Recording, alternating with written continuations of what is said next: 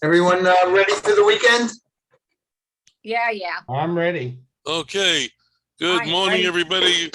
Welcome to the Today's Restaurant News Networking Group. I think we're being recorded now, and everybody's here who's coming. And today, Brian, you are scheduled for next week, I believe, correct? You volunteered to do it on the 15th. Who? Brian.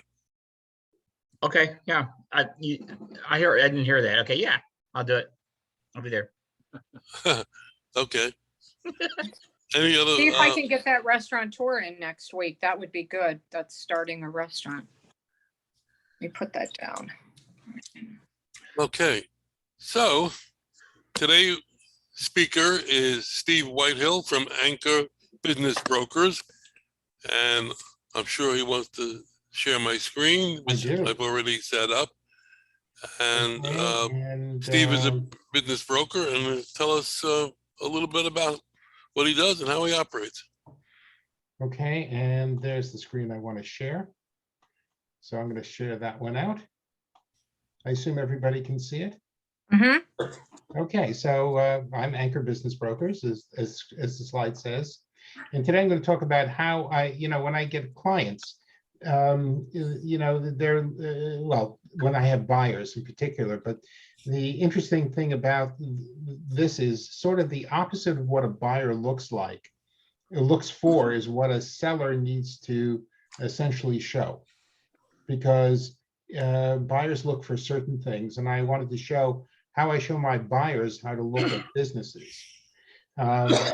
And that's today's presentation. So I'm going to start out with one of my things here. And the thing about this slide here is that there is, I think it's a tiger in the background. And finding the right business is sort of like finding the tiger. You got a lot of stuff you got to sift through, and you got to find the tiger. Does anybody see where the tiger is? I've been looking for that tiger for 5 months. Can't find it. It's in your backyard. See it?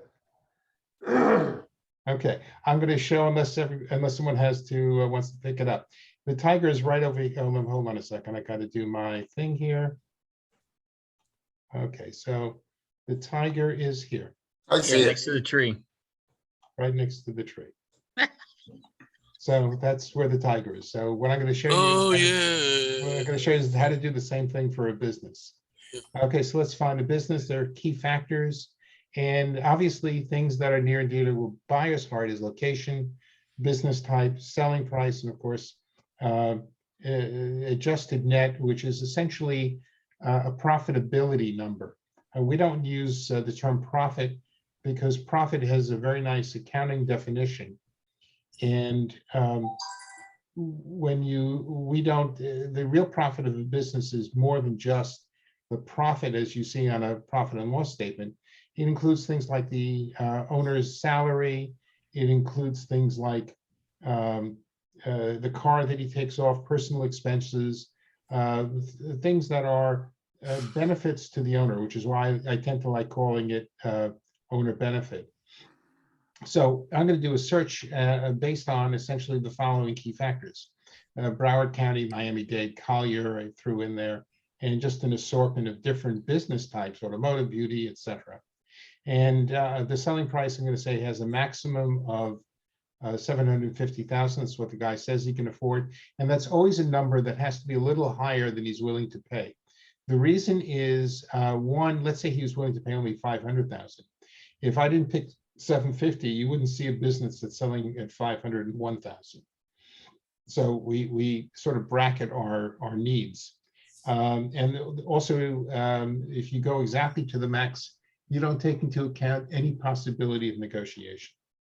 So we always go a little bit beyond what the buyer is willing to pay. And then the adjusted net, as I said, we want to know how much he needs to make. And as we do bracket the selling price, we also bracket the minimum. If he wants to make 200,000, I'm going to go 175. Why? It won't show a business that makes 199,000. So for today's exercise, I just took those specs And here's a listing that I found that meets those specs. And I do initially a series of what I call sniff tests. So sniff test number one is I divide the net, the adjusted net, that's this 275, by sales. And the importance of that is businesses typically have a certain profitability level.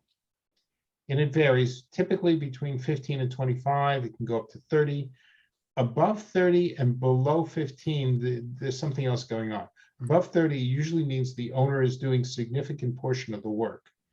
Below 15, excuse me, it's just not as profitable as it ought to be. And why do you really want to buy a business that's not as profitable? I mean, sometimes there are reasons. One of the reasons could be that you're an expert in that business, you know how to fix it. The next thing, sniff test, is I calculate a multiple. Businesses that are Main Street businesses sell for a multiple, and that multiple is somewhere typically between 1 and 3 plus. It's sort of typically closer to between 2 and 3. Doesn't mean it can't sell for 4, and it doesn't mean it won't sell for 1, but that's sort of the average. So I do a quick multiple check to see, is it in a reasonable range? Not is it the correct multiple, just to see the guy isn't crazy asking, isn't doing a crazy asking price. And in this case, so I did divide the adjusted net or discretionary income, or as I say, I like to use owner benefit. And it comes out in this case to 2.15. Again, I'm not saying that's the right number, but I'm saying is that's a reasonable number. So I know this is worth, on the surface, investigating more.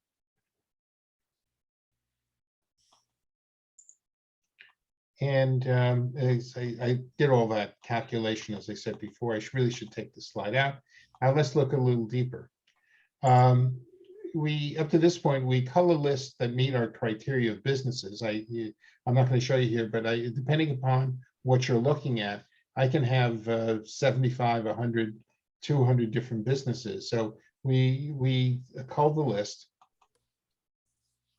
Then we look at a little deeper, and we look at the description, we look at secondary information, financial overview, and price, of course, and then we look for if there are any loan availability, whether it's a seller loan or a bank loan, because that may impact our ability to buy the business. And so now let's start looking a little deeper. So let's look at the description. In this case, this is here it says, and what's unusual about here is, while I know how long the buyer has owned it, because if that shows up well elsewhere, in this business, the owner, the brokers thought it was significantly important that it's a 36-year-old business, and that is important. And the owner has owned it for all that time. And quickly, it's an auto repair and tire shop.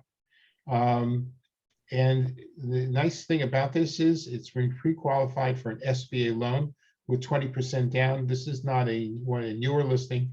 I see a lot of 10% down these days from the SBA. Well, they're not from the SBA. It's a whole different discussion, but SBA insured loans. Owner does customer service and administrative work. Now, that's important because it means the buyer doesn't have to be an auto repair guy. He has four full-time employees, long-term mechanics in place, and one head mechanic. So this is not that it can be run absentee, but it can be run by somebody that is knows how to run a business, but not necessarily the specifics about auto repair. And why is that important? It's important because a lot of buyers, I find, interestingly enough, it always astounds me that people who buy businesses frequently buy a business that they have no experience in before, no knowledge. They are looking for some sort of change, and part of the change is, in fact, going to something new. So this now they have the management skills, and this type of business here allows them to use that. The shop has high ceilings, which is a technically important thing. It's got 5 lifts, and they average 25 cars a day. So interesting description. It tells us a fair amount. Now we look at secondary information. So what are we looking at? The reason for sale. The reason I outlined this in green is everybody wants to know why is the guy selling. It's sort of like asking a buyer of a house or seller of a house, why is he selling? And no one ever tells the potential buyer that the house is falling apart and the neighbors are noisy. That's for him to discover. So while retirement is a great answer, it may not be the truth. So you shouldn't buy a business for the reason for sale. You should buy a business because you like the business. It's a business you can see yourself in and operate. Hours worked, that's another frequently misnomer. This is probably more accurate than most. Most owners work a lot of hours. And so, I ignore it because you're going to have to put in the hours that are required, irrespective of what the old owner did or did not. If you don't want to work, don't buy a business. Then we look at the other fixes. We already know it's 36 years old, 36 years owned, and we already knew that 4 employees, 1 part-timer, which you didn't say, and 1 manager. So it's got a lot of employees, which is good for people that are interested in a visa. Now, the non-compete is a very important aspect, and this guy will do it for 30 miles in 4 years, and that's great, and he'll give you 2 weeks of training at no cost. The training at no cost, while 2 weeks is what they typically put here, we can most of the time get 4 weeks of free training, and then it's not unusual for the owner to stay on for some period of time for a fee. So that helps with the transition and so on. It really depends on the buyer's skill levels. An important thing, especially in Florida, licenses. Some businesses, as many of you know, in Florida, are state licensed. And if you need a license, what does it take to get it? You may not, it's not simply frequently, it's just going in and applying. You may have to pass the test and so on. It is not home-based and it's not a franchise. And it may qualify for a visa, which is interesting, but truly uninformative. And that's because the standard that our organization uses, whether it will qualify for a visa, are effectively too low. And so therefore, this may or may not be sufficient. I know it's sufficient for most visas because most visas will work with 4 to 5 employees, and it certainly has that. Oopsie, sorry. We're going to look deeper again. Let's take a look. In each of our listings, we get a financial overview. And the first thing you see is the data source. And I highlighted 2 of them, profit and loss and tax returns. Those are the best 2, tax return being the best of the 2 of them. The reason tax returns are the best is no one ever tells the government they're making more money than they really are, unless you're a drug dealer. But since most of us are not, this gives us sort of our worst case scenario. P&L statements are generally very good. They're generated by a computer, and they usually approximate pretty close to what the actual numbers are. There are other types of sources like projections, literally, back of an envelope. They don't call that there. They call it owner to prove. So we have all sorts of different sources, but these are fairly reliable. Okay, and what's nice about this business is take a look at the gross revenue. It has grown consistently over the years, and the owner benefit or the discretionary earnings or adjusted net, it's all the terms mean the same thing, has also grown equally and consistently over the years. So this is an upward trending business. This is a nice business to look at. Now, so let's take a look at what we get for the price. So this next section shows what are we buying. Sometimes they're accounts receivable, and sometimes the answer, we have a number here, but the answer is no. Sometimes the answer is yes. The utility about buying accounts receivable is it's a great way of raising working capital. Because if you think about it, accounts receivable, there's money that's coming in over the next 30 days, and that can help you with cash flow significantly. And of course, when you buy accounts receivable, you buy them subject to them being all good. If they're not, you return them to the owner, it becomes his problem. But it's a good way to finance accounts receivable, not accounts receivable, finance your working capital. Then you get inventory, and that's included. And FF&E, furniture, fixtures, and equipment. So in this case, we know we have 5 lifts, so that's probably the predominant asset. Leasehold improvement would be when you lease a space or buy a space, you essentially get 4 walls. And you put up an office, maybe more than one, you put up the various walls and partitions to make the space usable for your purposes. That costs money, that has value, and that has value we put in here. The trouble with leasehold improvement, while there is value to it, you can't take it with you. Real estate, of course, if it's available, there might be a price here. It could be with one of 3 possible answers, which is a little unusual. You could have a no, it's not available. Yes, it's available at the price that would be shown here. And a price shown here in the letter A, meaning it's available for sale at that price, but not included in the purchase price.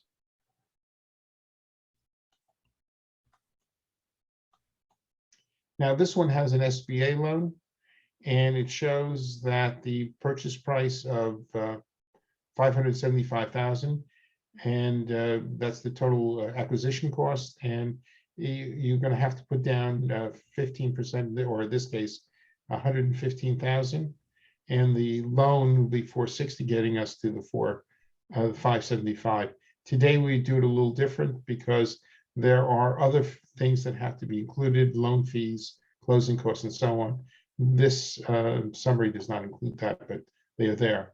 And I know this is an SBA loan, although it did say it in the description, but even if it didn't, SBA loans, unless they include land, are for 120 months, 10 years. If they include land, they can really get up to 25 years, depending upon the lender.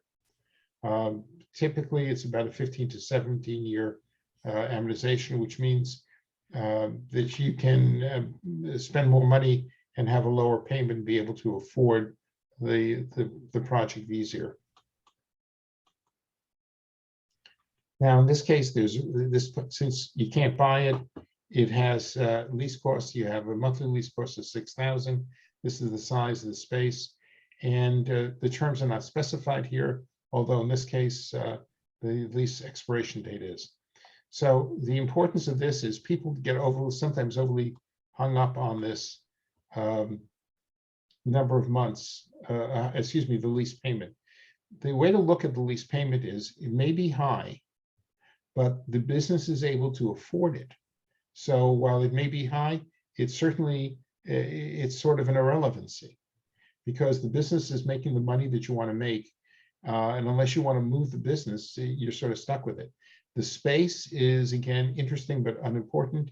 If the space is adequate to do the business, the space is adequate. On the other hand, terms are different. You wouldn't want to move those lifts. So one of the things we're going to have to find out during due diligence is the terms of the lease and what are the options for extension. And what's interesting is the hardest job I have is when I have to transition a lease, because I am now beholden to the landlord who controls my destiny. They can have a great business, and if the landlord doesn't want to accept the new buyer as the owner for that space, I'm in trouble. And there's nothing I can do to force the landlord to give the new buyer a lease. That may sound strange, but true. So what's the business worth? Basically, I have the ability, and normally I don't use this, but here it is. I have the ability to take it and compare. Again, this is an automatic comparison, which is nice for this purpose, against existing businesses. So the important thing is the sold price versus adjusted net. The red is the asking price, and against this, so it looks like this business is being sold at a favorable price. And here it shows you the selected listing. The multiple is, as we saw before, 2.153, and the sold averages for similar sized businesses is 3.2. So as the saying goes, guys, this appears to be a bargain on the surface. And that's what basically I say this looks like a very good buy. Okay, so, that's how I look at businesses, and what hopefully you'll put, if I could talk, would be great. If you could send my way, I'm looking for owners certainly before they're ready to sell. I'm always interested in being introduced to trusted advisors, divorce professionals. Frankly, every once in a while, their clients have to sell the business to make the divorce work. People in career transition, executive recruiters like Chris, who every once in a while get somebody that he can't place but has some money. I can find them a business. Owners looking to scale, because one of the best ways to scale is buy a business. Corporate M&A people, because they frequently get businesses that are too small for them. And I can help them with that. And commercial real estate brokers, because they come across people who are looking to buy businesses, and most of them are not capable of selling a business. They look at businesses differently than we do. They typically look at businesses like they look at property as a multiple. And their analysis is, and their multiple is a percentage, how much they make on their investment. And while that's certainly valuable, it's not the appropriate way to look at businesses. And that's sort of what I need. And I have a interesting little doohickey here for you. This is always one of my favorites pictures. There is a horse, and the horse is in a fence behind it, behind the horse.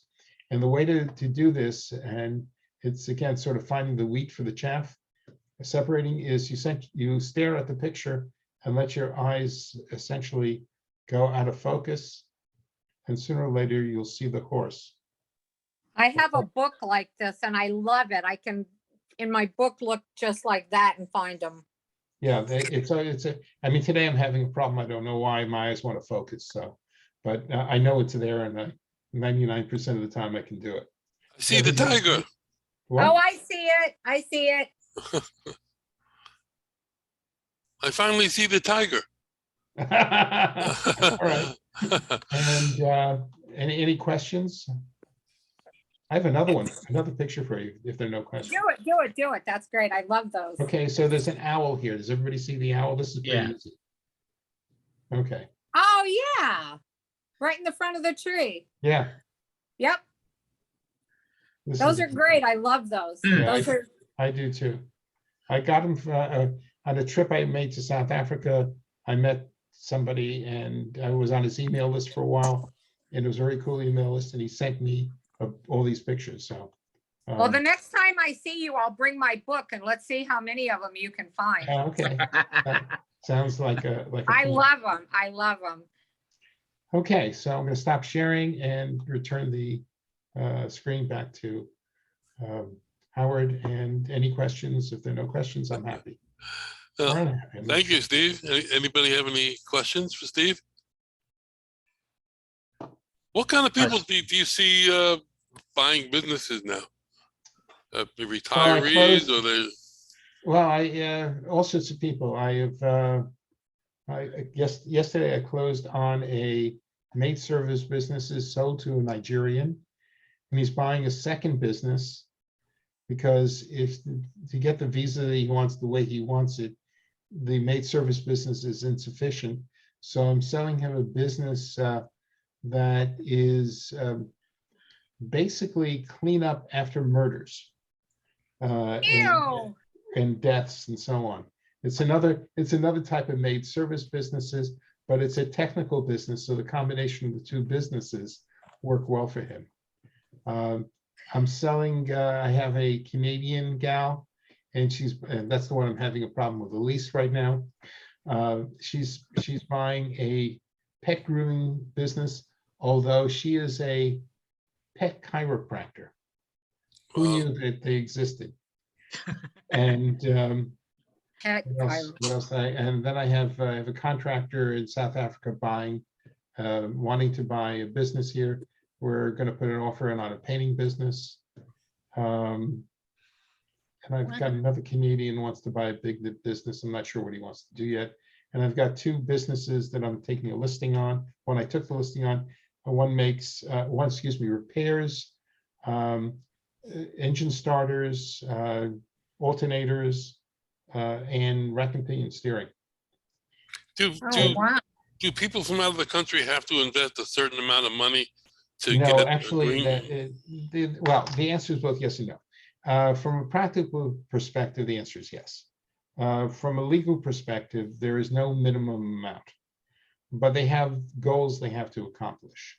So for an E2 visa, which is a treaty visa, which means it's a treaty between the US and a foreign country, Great Britain, Canada, France, etc. And they can come live here as long as they want, as long as they own a business that employs 2 to 3 people and pays and has sufficient sufficient profitability, so they are not a burden on the US. Isn't So that like Australia? Don't they have those same rules? I'm sure they do. It's not, I'm sure this is not unusual. If we have, I believe that the way it works, if we have a treaty, that treaty works in both directions. The rules may be somewhat different. Okay. So the Canadian works well because it's sort of an aligned business Yes. that she's buying, and she can she can add on this chiropractic service. And again, the Nigerian who bought the maid in this trauma thing, he is in Nigeria. He runs a very big, very successful media operation. He was he was a senior advisor to one of the candidates for president of Nigeria. So he's very well politically connected. He's got a big house here in Parkland. There were all sorts of people. They just all, there's just no rule. There just isn't. It's always interesting. I find it fascinating what these people want, what they end up with.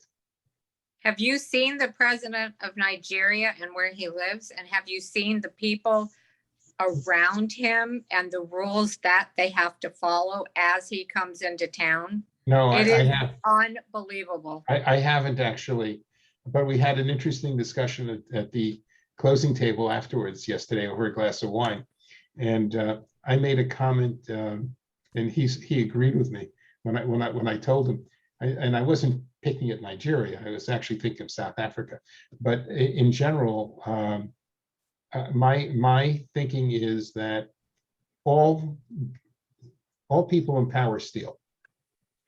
The good governments, they just steal less and leave some on the table for the rest of us.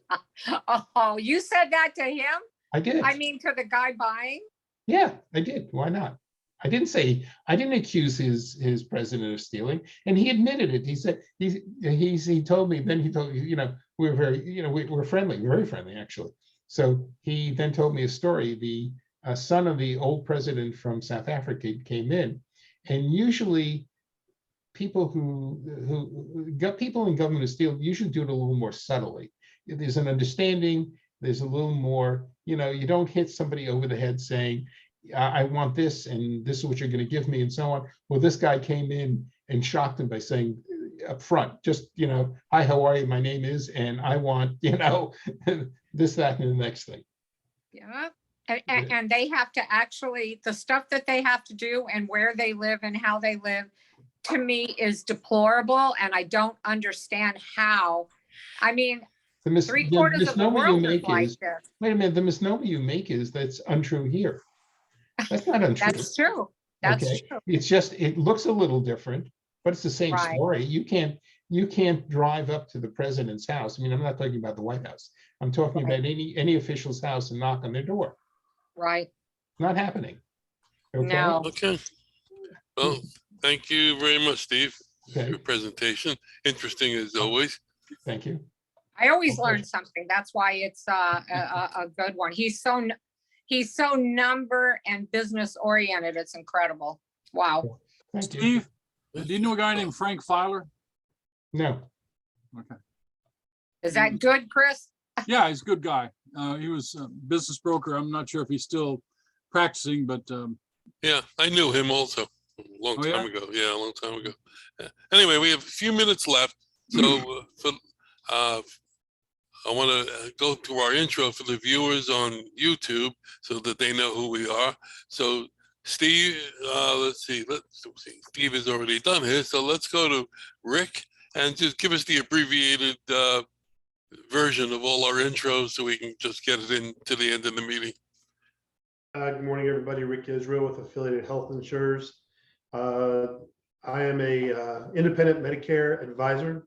I work with individuals who are needing assistance with Medicare, getting ready to retire, helping make decisions on the options that they are eligible for, sit down with them and guide them through the Medicare maze. It can be reached. I'll put my information in the chat. Okay, Ed, you can or you can't? He said no one can hear him or see him. And it's Really? got to be on his end. I because we see him. I You see see him. him? Yeah, Can you hear him? hasn't said a word yet. He has. He has. No, then I can. Oh, Well, I'll do it. I could do Ed's intro. do it. Ed Gordon is from Seacoast Sales up in Jacksonville, and he is a supplier of Carpigiani ice cream machines that produce ice cream and gelato, and he sells the affiliated cases that go with it. How's that? That works. Brian, Oh, good morning. Hey, I'm Brian with Rogue Financial Group. We're a financing company specializing in financing all different types of equipment to all different industries, primarily hospitality, but we also work in non-hospitality, which is, construction, logistics, manufacturing, medical, things like that. Again, Brian with Rogue Financial Group. I'll have a good weekend. Bruce, good morning. Good morning, everyone. My name is Bruce Silver. The name of my company is Employers RX, and we are PEO brokers, and we have clients across the country and around the globe, and we help businesses compete with the big boys. We provide small businesses with benefits and HR and workers' compensation and payroll administration. And if you're looking to hire people and you don't have a good benefits plan, it's going to be very challenging in this day and age. So anyone that's looking to attract and retain valuable employees, give me a call, 561-843-4333. Thank you. Thank you. Chris, good morning. Good morning, Chris Kaufman, Restaurant Recruiters of America. We work to enhance the human capital for restaurant companies, those companies looking to enhance their talent level. That's what we do, and that's what we've done since the 1980s. Chris Kaufman, restaurantrecruitersofamerica.com. Thank you. Terry. Terry, today's restaurant news.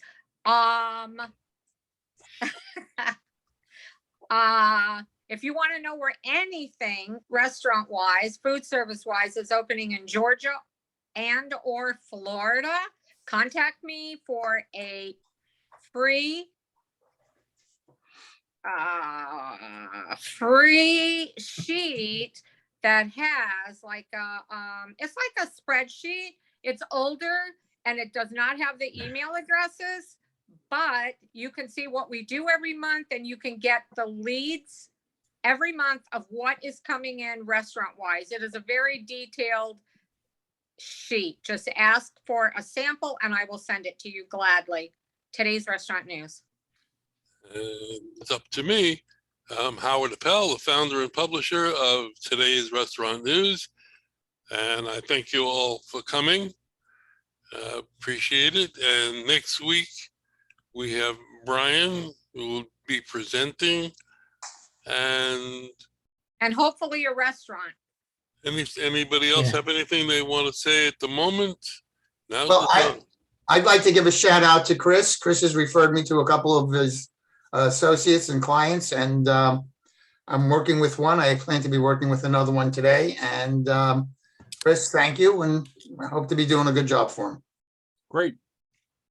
And that's what this group is all about. It's all about networking. And so many leads and so many sales have gotten through between this group and the next group. It's terrific. Thank you. Thank you for mentioning that, And Bruce. for those of you out there who are watching, if you want to watch the entire meeting, you can do so on our YouTube channel under the title of Today's Restaurant. So again, thank you all for coming, and we'll see you next week.